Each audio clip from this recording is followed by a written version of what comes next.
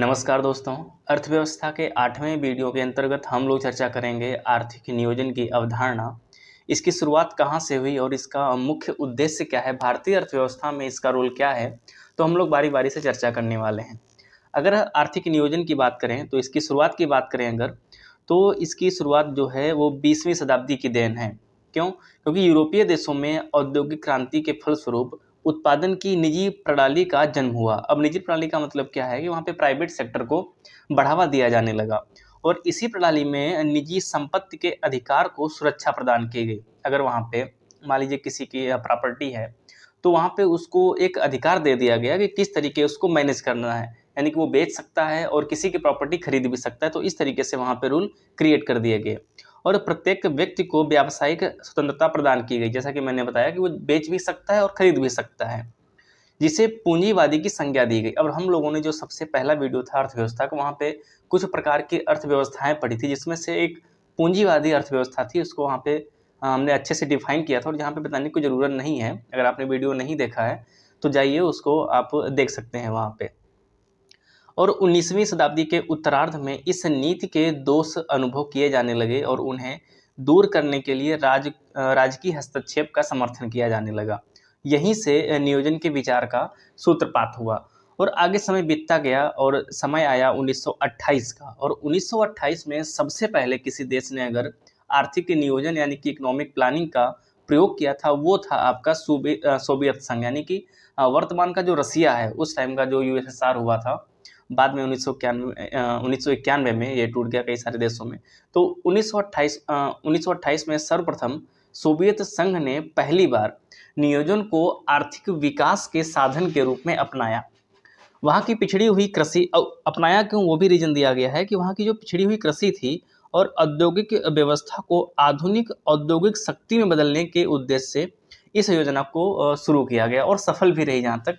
अब इसका सीधा सा मतलब ये था कि अगले कुछ समय के लिए कुछ टारगेट फिक्स कर लिए गए कि इन टारगेटों को हमको अचीव करना है किसी भी हाल में। चाहे वो मान लीजिए छोटे छोटे टारगेट रखे गए, चाहे वो कृषि के क्षेत्र में हो, चाहे वो किसी इंडस्ट्री के क्षेत्र में हो, तो इस तरीके से वो टारगेट अचीव करते गए और इनको इस आर्थिक नियोजन में सफलता कहीं ना कहीं दिख रही थी। और ये सब कुछ जो है कई सारे अन्य देश देख रहे थे, जो पड़ोसी देश थे, कि रसिया में यानी कि उस समय का जो सोवियत संघ था, वहाँ पे कुछ ना कुछ इस तरीके से प्लानिंग चल रही है जिसमें वो सक्सेसफुल हो रहे हैं। तो इसका अन्य देशों पर भी गहरा प्रभाव पड़ा और इस आर्थिक नियोजन का विचार बढ़ता रहा। नियोजन वर्तमान समय का महत्वपूर्ण आर्थिक नारा और सभी आर्थिक रोगों की औषधि बनकर उभर के सामने आया। तो यहाँ से क्वेश्चन बन सकता है आपका कि आर्थिक नियोजन या इकोनॉमिक प्लानिंग का सर्वप्रथम प्रयोग किस देश ने किया और कब किया था।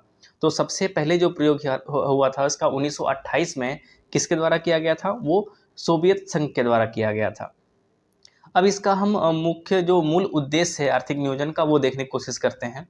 अब देखिए आर्थिक नियोजन में जो अभिप्राय है वो एक केंद्रीय सत्ता द्वारा देश में उपलब्ध प्राकृतिक एवं मानवीय साधनों को संतुलित ढंग से एक निश्चित अवधि के लिए निर्धारित लक्ष्यों को प्राप्त करना, जिससे देश की तीव्र आर्थिक विकास किया जा सके। अब इसका मतलब क्या है, जैसे अगर हम भारत में देखें, जो भारत में आर्थिक नियोजन है मुख्य रूप से वो 5 ईयर प्लान के रूप में निकल के सामने आता है।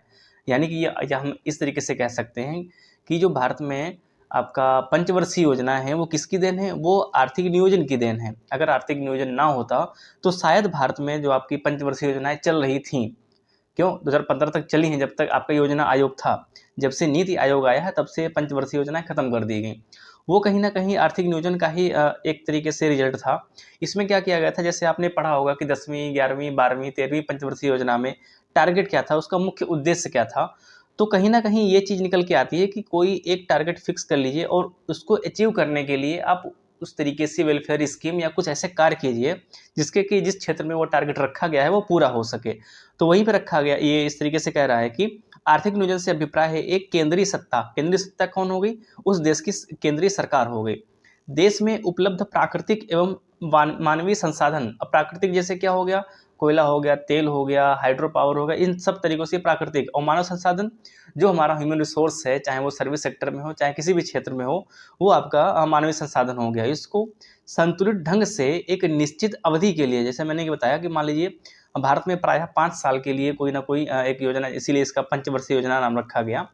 तो निश्चित अवधि के लिए निर्धारित लक्ष्य फिक्स कर लिया गया कि भाई जीडीपी में 10% हमको ग्रोथ करनी है, 12% ग्रोथ करनी है, या रोजगार में हमको इतना कमी लानी है, इस तरीके से टारगेट रखे हैं और उनको पूरा करना, प्राप्त करना, और जिससे देश की तीव्र आर्थिक विकास की जा सके। तो मुख्य उद्देश्य, आपका मूल उद्देश्य जो है आर्थिक नियोजन का, वो यही है। अगर हम भारत के परिप्रेक्ष्य में देखें तो किस तरीके से भारत में आर्थिक नियोजन का उदय हुआ, और वहाँ से बहुत सारे क्वेश्चन पूछे जाते हैं।